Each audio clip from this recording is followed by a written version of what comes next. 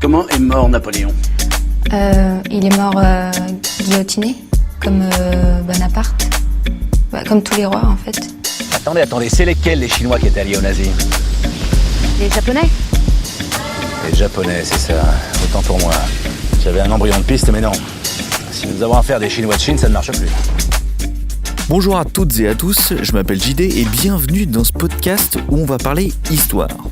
Alors je vous rassure tout de suite, je compte pas ouvrir des portes de salon de château en vous racontant des histoires de cul de châtelains complètement éclatés, même si je sens que je vais en décevoir certains quand je dis ça. Non, en vrai je vais plutôt vous parler de l'histoire proche de nous, de l'histoire des rues dans lesquelles nous marchons tous les jours, de l'histoire des monuments insoupçonnés, les légendes des quartiers les plus anciens et vous emmener dans des coins qui pour certains ont des histoires millénaires. Je dis vous emmener car j'enregistre ce podcast en mode reporter de guerre. Bon, j'exagère un petit peu, mais en vrai, je suis dehors, armé de mon micro et de mon vélo. Donc, si vous entendez en fond des bruits de voiture, des personnes qui parlent, etc. Et en plus, si vous vous dites que mon micro il a une qualité pérave, c'est normal. Et tout le long des épisodes, on va parcourir ensemble et déceler les petits détails qui vont, j'espère, vous faire sentir marcher sur les traces de l'histoire.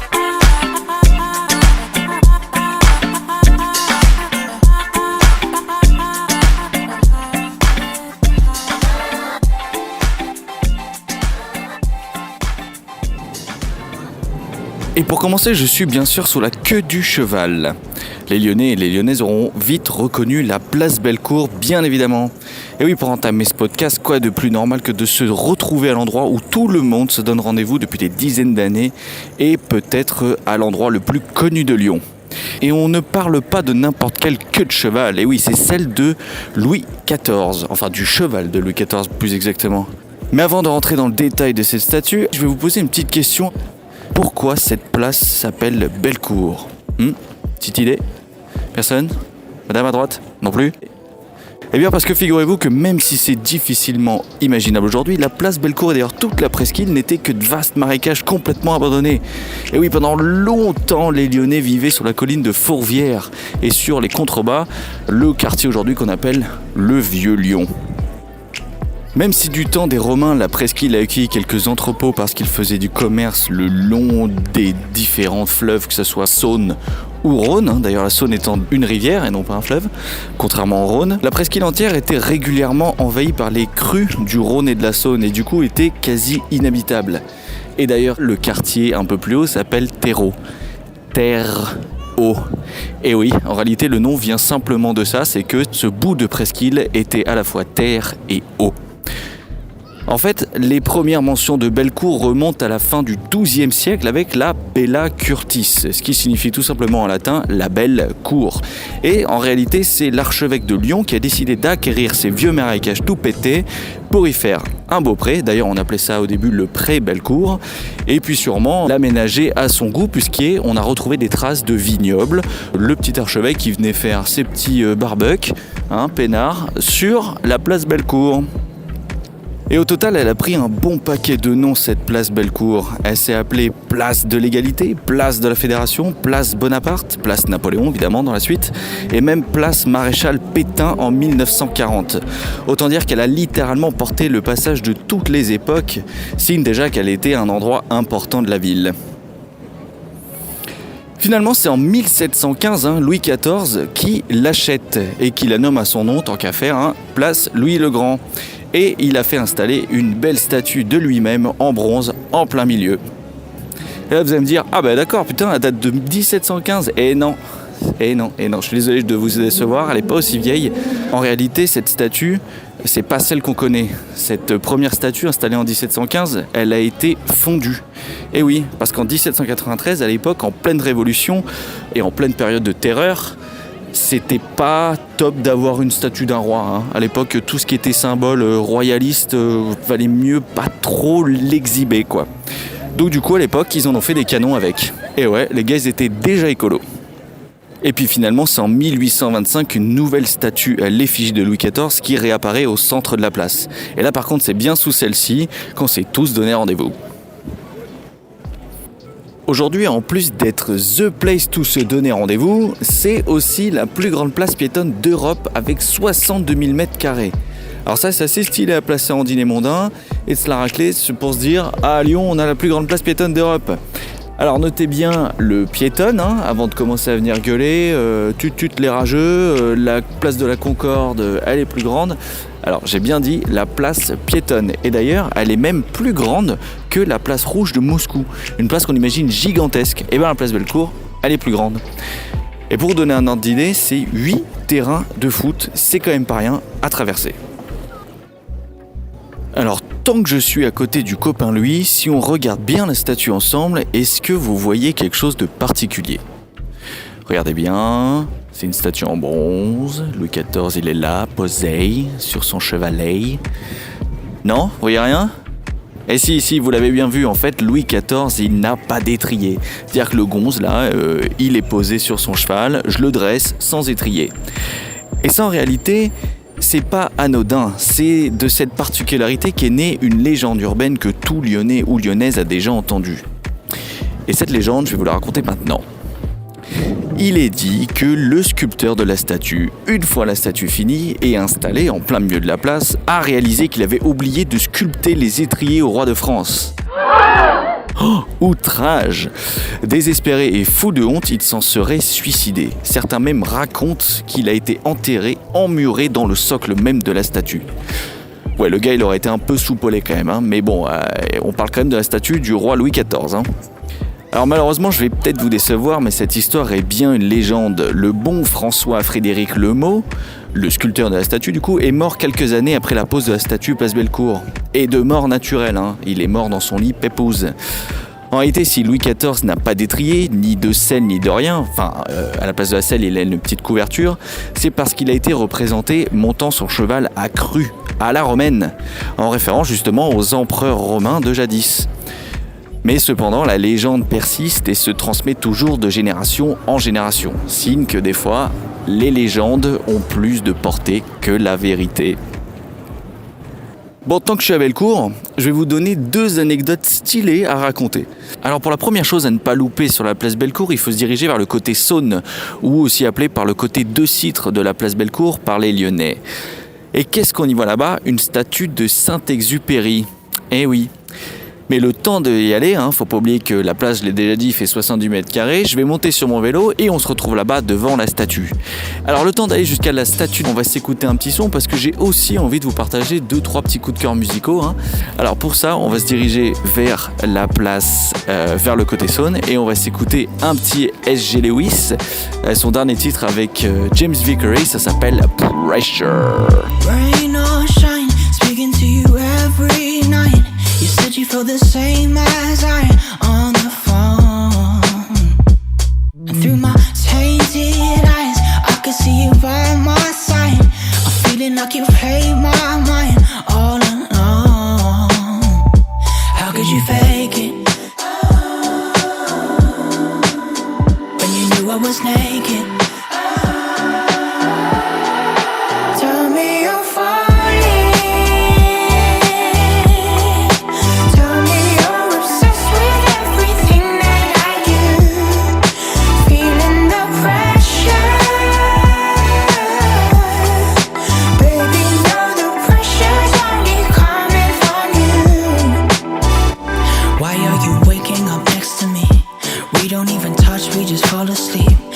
That you've been dreaming about this day. Now that I am here, you don't feel away. Girl, you're a vision of my design. Led me to believe that you were mine. Maybe you just need a place to stay, someone to help you on your way. How could you fake it when you knew I was naked? Tell me you're falling.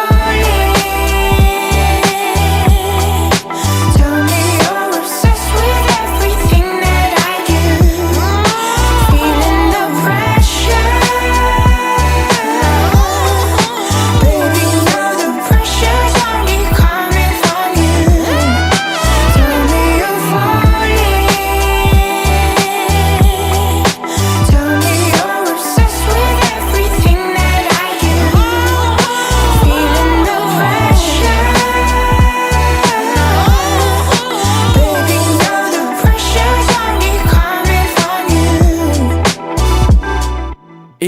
voilà devant la statue de Saint-Exupéry.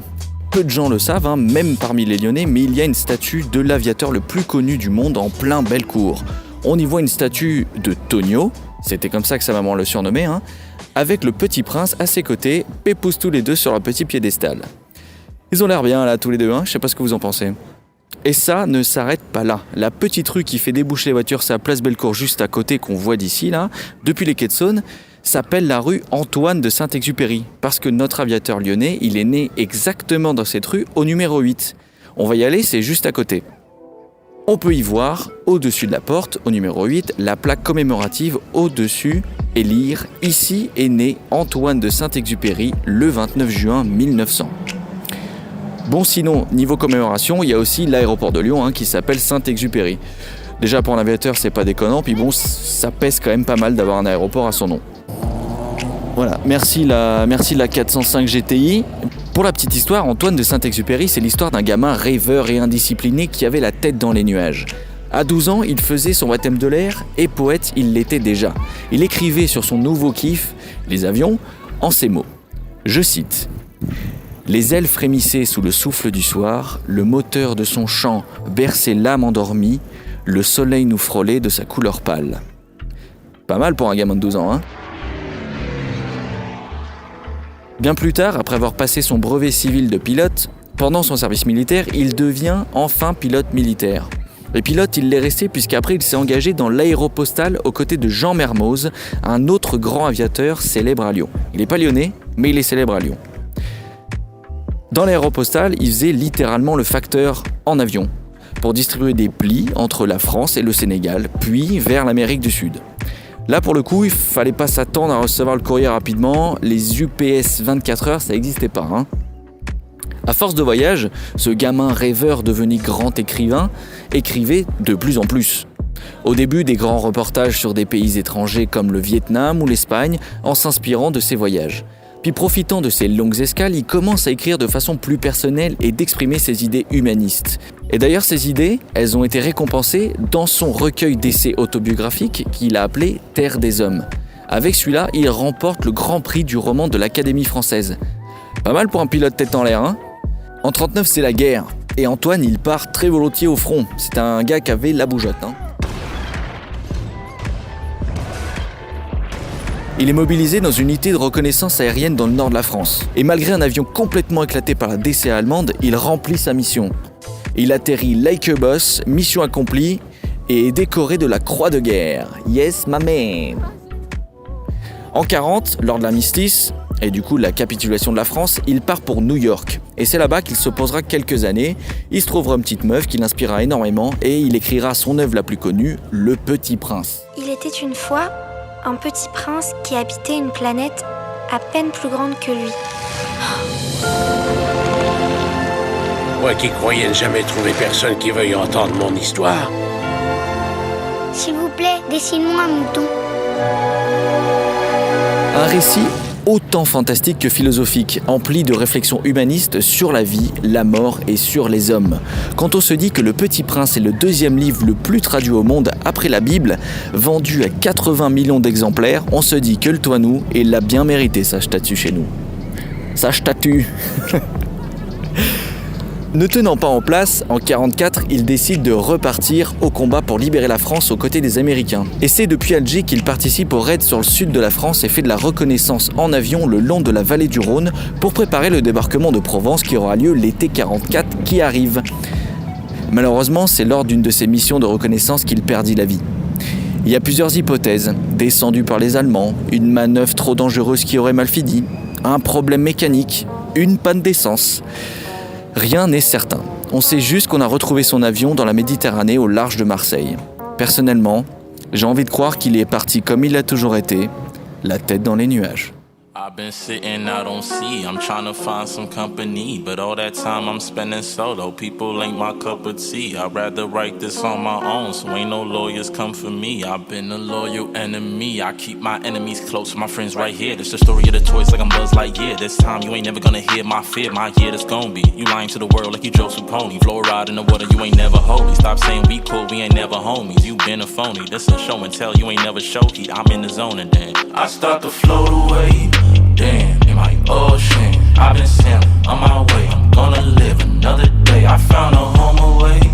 Damn, with that low ring. Oh man, who that kid? What he do? Where he been? I start to float away. Damn, in my ocean. I've been sailing on my way. I'm gonna live another day. I found a home away. Damn, with that low ring. Oh man, who that kid? What he do? Where he been? Every time I float away, I make my way back. Every time I'm on that boat, I take that same path. But every time I hold my ground, I feel that ain't lasting. And every time I'm on my own, I hear from lame ass niggas like, how you did that, what you did, and when you blew past me. Cause I just had my sail up on my boat and my mast lit. Cause every time I roll out on my own, that gon' happen. But every time I'm on, I start to float away. Damn, in my ocean, I've been sailing on my way. I'm gonna live another day. I found a home away. Damn, with that low ring. Oh man, who that kid? What he do? Where he been? I start to float away. Damn, in my ocean, I've been sailing on my way. I'm gonna live another day. I found a home away. Damn, with that low ring. Oh man, who that kid? What he do? Where he been? I start to float away. Damn, in my ocean, I've been sailing on my way. I'm gonna live another day. I found a home away. Ouais, tellement stylé ce son. Alors pour l'info, il s'appelle SeaWorld. Je trouvais que ça collait vachement bien avec l'histoire Saint-Exupéry. Toutes les paroles, je vous écouterai un petit peu plus dans le détail si jamais vous avez l'occasion. Le rappeur, il s'appelle Akinyemi. Il vient du Queens à New York. Et SeaWorld, du coup, la musique qu'on vient d'écouter, il l'a sorti fin septembre. Vous pouvez aller checker son SoundCloud. Franchement, ça vaut vraiment le détour ce qu'il fait. Ok, maintenant place à la suite. Je ne vous ai pas prévenu d'où on va exactement. Pendant la dernière musique, je me suis déplacé quasi de l'autre côté de la place Bellecour où commence la petite rue Gasparin. On va retrouver la deuxième trace de l'histoire à ne pas louper autour de la place Bellecour. D'ailleurs, je suis sûr que vous êtes passé devant des dizaines de fois sans réellement la voir ou comprendre de quoi il s'agissait. Et oui, en fait, du côté des rues Édouard-Herriot et rue de l'Arrêt, on est tellement happé par toutes ces boutiques-là, qui éclairent plus qu'un phare d'ailleurs, qu'on ne le voit pas. Et par ce je parle du veilleur de pierre. Dit comme ça, vous vous dites que ça sonne comme une sorte de golem ancestral, un protecteur d'une relique sacrée, comme on l'entend dans certains films fantastiques. Eh bien, vous n'avez pas tout à fait tort. Cette trace de l'histoire, c'est l'un des plus forts symboles de la résistance lyonnaise lors de l'occupation allemande de la Seconde Guerre mondiale. Et vous pouvez voir, à cet angle, qui monte la garde, un grand homme de pierre, silencieux, qui garde de son bouclier triangulaire la mémoire de 5 résistants assassinés exactement là où on se tient. Et je vais vous raconter cette histoire. On est le 26 juillet 1944. Il fait beau, il fait chaud, c'est la fin de journée. André et son ami Maurice se disent qu'ils méritent bien une petite bière après cette dure journée de labeur. Ils vont à leur QG, le petit bar cool et connu du coin, le Moulin à Vent, place Bellecour, qui fait l'angle avec la petite rue Gasparin. Ils ont l'habitude de venir, le patron les reconnaît tout de suite et les interpelle de derrière le comptoir. « Salut les gars, installez-vous en terrasse, je vous amène la collation maison !» Ils s'installent. André se dit que la petite mousse lui fera le plus grand bien. Michel, le patron, arrive avec 2 grands sérieux de bière Georges, leur blonde préférée. Ils échangent quelques banalités avant d'engloutir une grosse lampée. « Dieu, qu'elle fait du bien, celle-là !» s'exclame Maurice. Une dizaine de gones jouent au football sur la place en face. Les 2 compères laissent leur esprit divaguer quand une chaise violemment reculée percute André de derrière.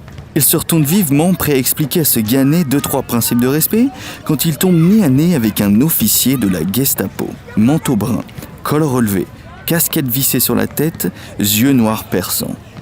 Et il n'est pas seul. Ses 4 autres collègues attendent qu'André dise quoi que ce soit pour les coffrer tous les 2 à Montluc. Ils doivent venir de leur nouveau quartier général installé dans les bureaux du Progrès, rue de la République non loin. Ils les ont investis depuis que leurs anciens bureaux ont été détruits par les bombardements américains du début d'année. Depuis 1942, les histoires ne tarissent pas sur le nombre de personnes, hommes comme femmes, qui entrent dans la prison et n'en ressortent jamais. Sans parler des cris venant des sous-sols déchirant le silence de la nuit ou des fusillés sans motif valable. Les 2 Lyonnais haïssent ces saloperies de Boche, surtout depuis qu'ils ont raflé par dizaines les collègues Canus sous motif qu'ils étaient communistes.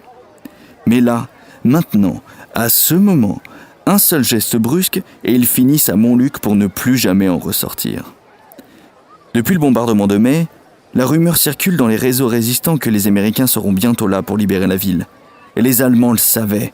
Ils étaient de plus en plus nerveux. Ils arrêtaient en masse et fusillaient sans procès aucun, comme s'ils liquidaient avant de partir. Finalement, André souffle doucement et « Excusez-moi, je ne vous avais pas vu, on va vous céder nos places. » Le capitaine allemand sourit et articule doucement. « C'est ça, dégage, sale rat !» Puis d'un geste lent, il se saisit du sérieux d'André et le renverse entièrement sur la table. Le liquide glisse mollement le long du trottoir vers le caniveau. Il repose le verre vide. Un silence de mort s'est installé dans le café et les alentours. Les gones ont cessé de jouer. Tout le monde observe la scène se dérouler. Puis finalement, les 5 officiers de la Gestapo s'installent calmement à leur table et commencent à discuter. André et Maurice sont toujours debout.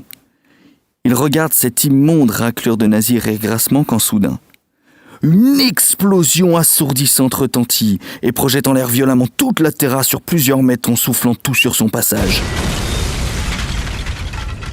André reprend conscience quelques secondes plus tard. Il est au milieu de chaises déchiquetées. Des immenses flammes lèchent la devanture du bar éventré par l'explosion. André sent un liquide chaud lui couler le long de la joue. Il est retombé sur la tête. En passant la main sur son visage, il sent plusieurs débris de verre. Heureusement pour lui, il ne semble pas être gravement blessé. Il aperçoit Maurice non loin. Il se précipite pour l'aider à se relever.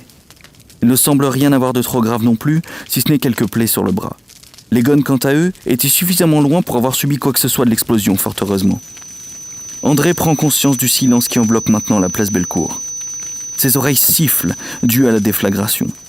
Il n'y a que le bruit du feu qui trouble ce silence soudain. Il tourne la tête en entendant des bris de glace non loin. Les officiers allemands se relèvent tous, mais ils semblent sérieusement amochés. 2 d'entre eux ont de grosses entailles dans leurs uniformes rougis de sang. Ils reprennent tant bien que mal leurs esprits et s'enfuient en titubant du bar en ruine. L'officier le plus gradé se retourne et hurle à la place Bellecour entière « Vous nous le paierez! Vous êtes morts !» avant de déguerpir en direction de la rue de la République.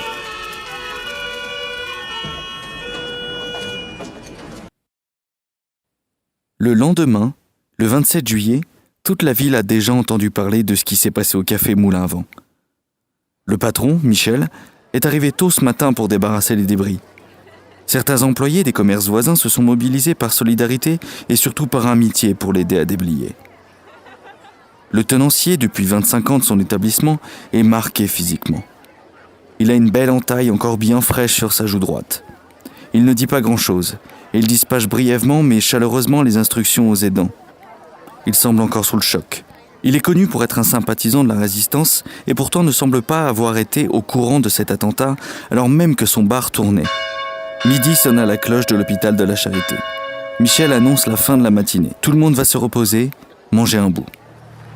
Alors qu'il souffle appuyé sur sa pelle, il aperçoit un grand camion militaire s'arrêter devant sa vitrine. Il se redresse et s'avance vers sa devanture. Les portes métalliques s'ouvrent brusquement et une trentaine de soldats allemands armés descendent prestement de l'arrière du véhicule. Michel n'en croit pas ses yeux. Ils viennent l'arrêter, lui ? Les Allemands pensent sérieusement qu'il a fait exploser lui-même son propre café ? Ça ne serait pas la première arrestation dont il est témoin. Oh non, loin de là. Il n'aurait jamais imaginé que la dernière serait la sienne. La majorité des soldats se placent en 2 rangées face au café. Les autres stoppent la circulation le long de la place Bellecour. Une charrette de foin est forcée de se ranger sur le côté de la chaussée. Elle laisse passer un fourgon blindé Berlier qui s'arrête, lui, aussi tout près du moulin à vent.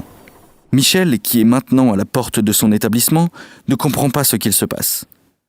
Il reconnaît cependant l'officier de la Gestapo de la veille descendre du fourgon blindé.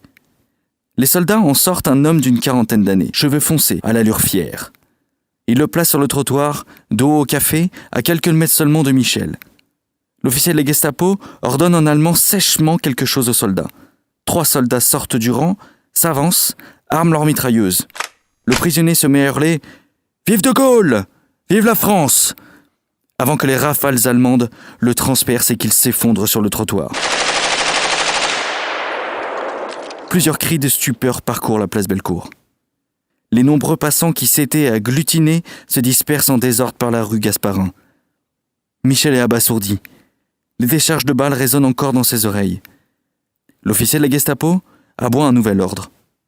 Un nouveau prisonnier descend du fourgon.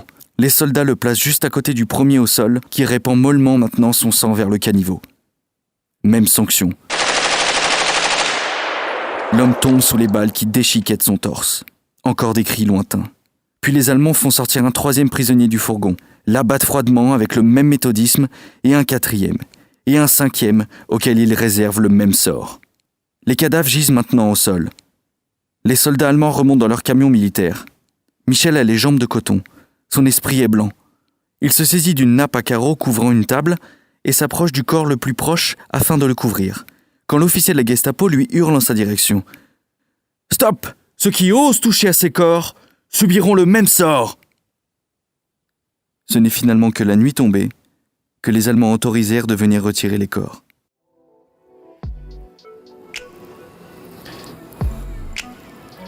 C'est comme ça que périrent Albert Chambonnet, Francis Chira, Gilbert Dru, Léon Pfeffer et René Bernard, tous résistants et arrêtés quelques mois auparavant, abattus pour l'exemple à cet endroit exact où on se trouve maintenant sur ce même trottoir.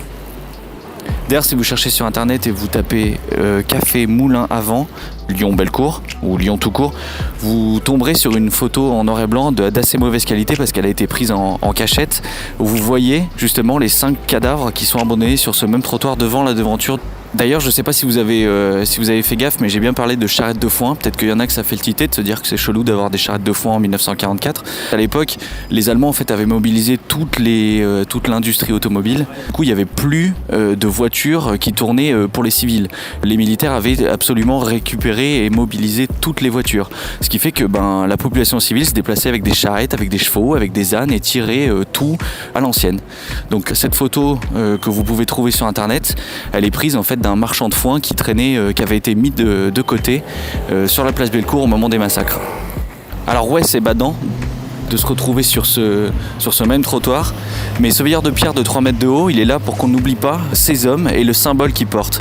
D'ailleurs, si on revient au présent, vous noterez que sur son grand bouclier en pierre, il est gravé, entremêlé, la croix de Lorraine, donc l'emblème de la résistance pendant la Seconde Guerre mondiale, et le bonnet phrygien, symbole de la Révolution française de 1789. Et c'est pas anodin de mêler résistance et liberté. On les retrouve aussi d'ailleurs sur la frise en haut, derrière la petite barrière, vous levez le nez, vous voyez à chaque fois répéter les 2 insignes entremêlés.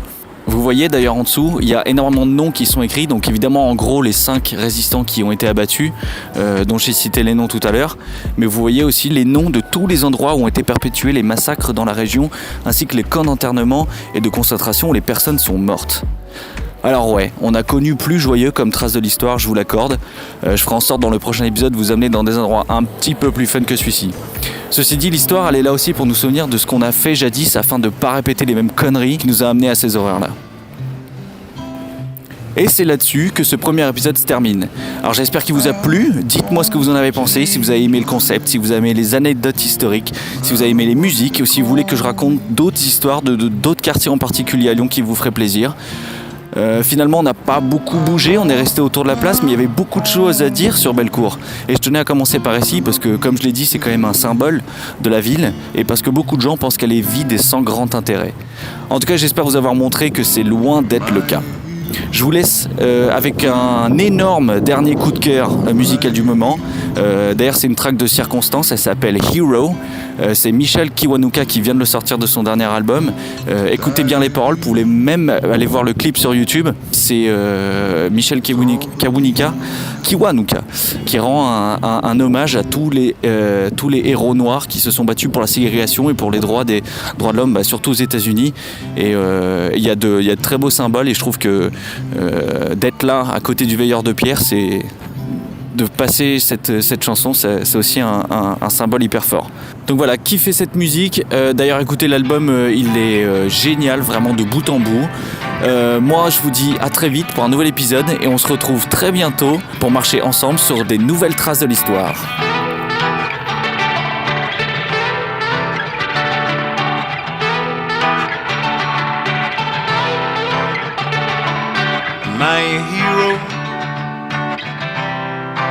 My hero now.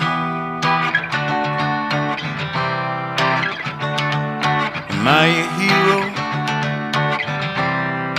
Am I a hero now?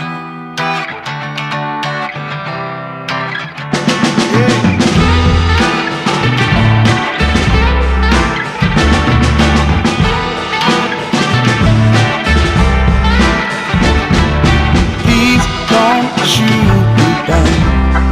I love you like a papa. It's on the news again. I guess they killed the mother. Am I a hero? Am I a hero now? To die a hero is all that we know now.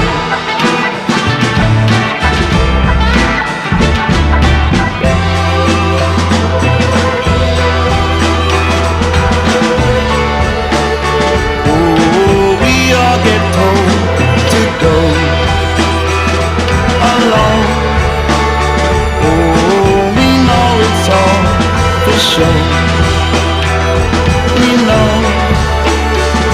We know. Am I a hero? Am I a hero now? To die a hero is all that we know now.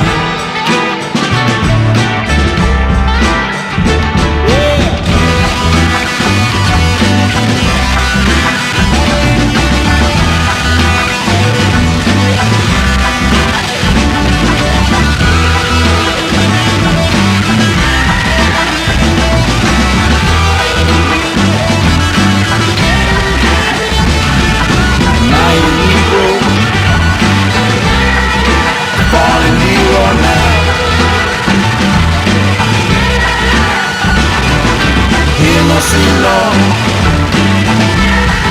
speak no evil now. My ego, no time to reload now.